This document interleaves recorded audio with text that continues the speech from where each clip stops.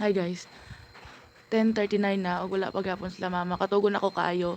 Pero kusog kayong ulan gani nga. Naisipan na mag-video.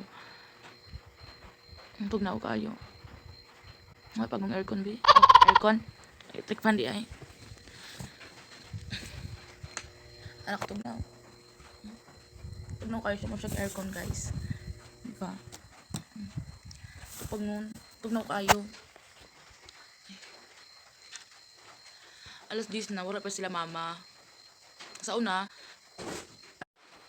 sumauto ay siga akong matagan niya kay naay hingkagas ka sa kusina tapos kulbaan ko, oh my god, nga pag adto nako iring na di ay nanakop og ilaga pero nakulbaan gyapon ko kay sa una kami la diri duha pod sa kumang ko naay manuktok or naay bay maglakaw-lakaw sa paligid sa balay mong halok talaga kayo guys ulam sila mama uy grabe na-refresh murag ang ako katugon nabuhayan na nawangaw katugon na ko promise niya di ba kayo close among balay guys kanang masudog wakwa nagloko di ko katugon ani di ko katugon ako lang po dahil ingon sa inyo nga sa una di ay baby pa niya akong manghod nabaho akong mama niya kami lang duha diri sa balay unya ang among iring ara kun kasaba sa ato para kasaba kayo niya murag di jud siya normal nga pagkasaba sa iring di lang siya ilaga nya pagkaugma pagkakuan adto nakulbaan ako maayo kay grabe na mo tong